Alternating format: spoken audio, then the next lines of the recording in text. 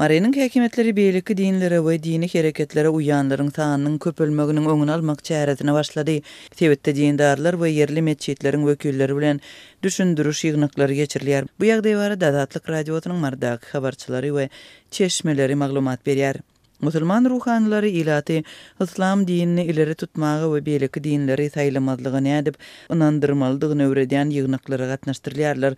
Çäreler yerli häkimlikleriň işgärleri we Milli Howpsuzlyk Ministrliginiň Tebet bölüminiň wekilleri tarapyndan gurnalýar. Dip Azatlyk radiosynyň habarçysy bu barada 1 awgustda şeýle gurrun berdi. Bu çärelere her Tebetden mollalar gatnaşmaly.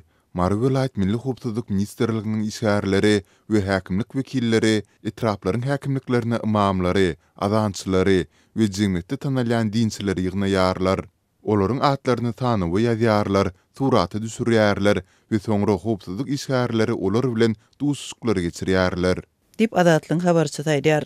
Şeýle ýygnaklara gatnaşan çeşmeleriň söýlerine görä bu çäreler dini toporlaryň hususanda ego we şaýatlarynyň ýygyna erýänleriň sanynyň köpelmegi bilen baglanşykly diýilipdir.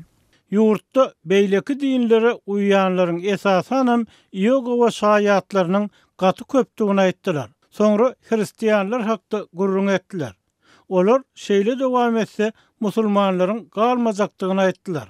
Ýaşlaryň arasynda dine gyzyklanma ýok diýdiler.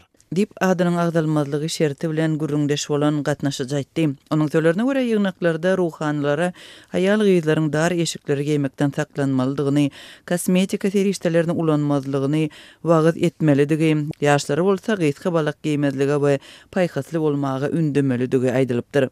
Size haýal gyzlary we ýaşlary paýhaslyga çagyrmagy öwretmek hökman näl. Emma biz mysal üçin ýasa we ölenleri ýumaga gatnaşýan dinçi garrylaryň adalýanlygyny aýtmaly.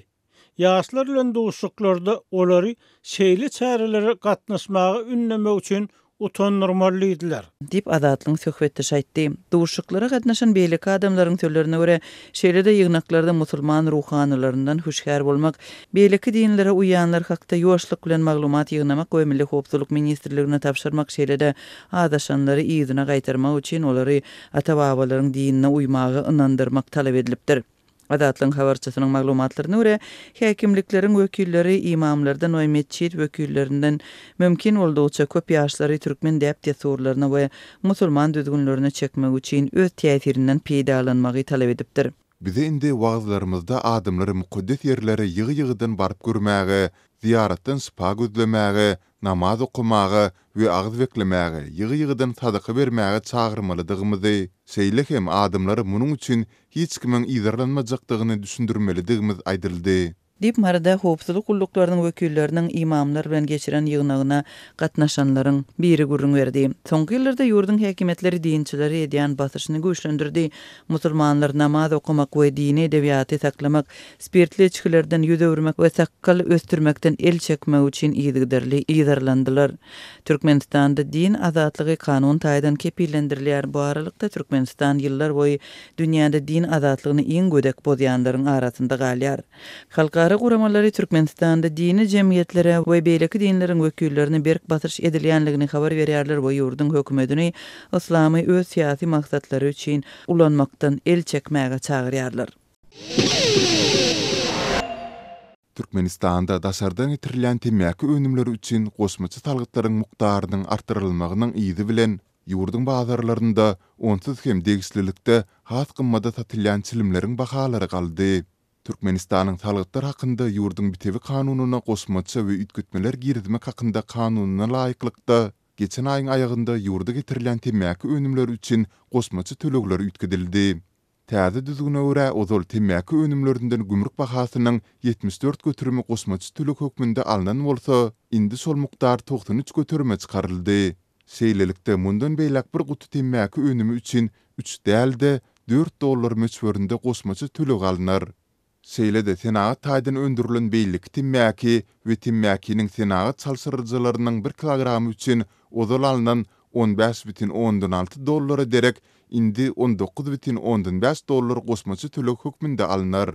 Lewawyň dolanlyş merkezi Türkmenabadda şu hepdeden bäri ozal 55 manatdan satylan çilimleriň wagty birden 65-70 manada çykdy.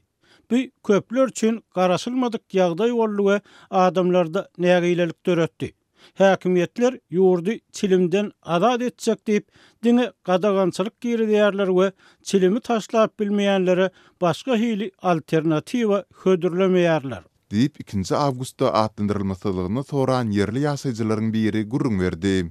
Ol aylyk tähmin takynyň 1250 manada deňdigini, bu ýagdaýlarda bir kutusy 60-70 manada bahalanýan çilimleri satyn almagy gurbunyň çatmaýandygyny aýtdy. Belletek bu bahalar beýleki ýurtlardaky ýokary hille hasaplanýan temmäki önümleriniň narhyndan hem tilmetse ýokarydyr. Häkimetleriň bahalary galdyrmak siýasaty känwer netije bermeýär. Bazarlarda, husus dükanlarda ýasama çilimleriň onlarça görnüşi bar. Elbetde, olarda asyl temmäkiden başga her türlü çöp çalanma. Emma çilimi öwrenşen adamlaryň bu saglyklaryna yaramaz täsir ýetirse-de olary satyn almakdan başga alajy ýok. Deyip 30 ýyl töweregi çilim çekmek tejribesiniň bardygyny bilýän söhbetdeşimiz sözüne goşdy. Türkmenistan 2025-nji ýyly çelini ýurdy temmäkden azat etmek ugrunda tagalla edýändigini aýdýar.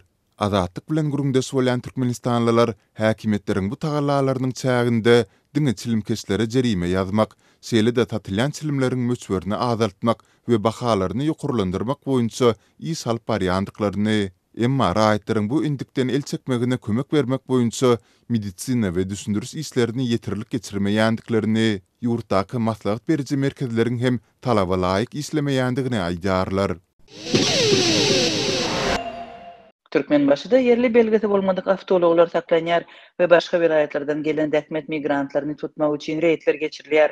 Bu aralykda deňiziň kenaryndaky başga bir şäherçede Hadarda dynç alýanlar kowulýar. Türkmenbaşy şäheriniň polisiýasy beýleki tebetlerden gelýänleri kowmak çärelerini güýçlendirenligini 29-njy ýylda Azatlyň Balkan vilayetindaky habarçysy maglumat berdi. Polisiýa işleme üçin bu ýere gelen içerki migrantlary tutýar, başga vilayetleriň belgileri bolan awtouloglary saklaýar we tinini satýan aýallary anyklamak, botoksly hemde tary saçly aýallary saklamak üçin reýt geçirýär. Dip Azatlyk radiosynyň habarçysy aýtdy. Onuň sözlerine görä yerli belgesi bolmadyk awtologlaryň 230-dan gowragy jerime duralgasyna eltilipdir.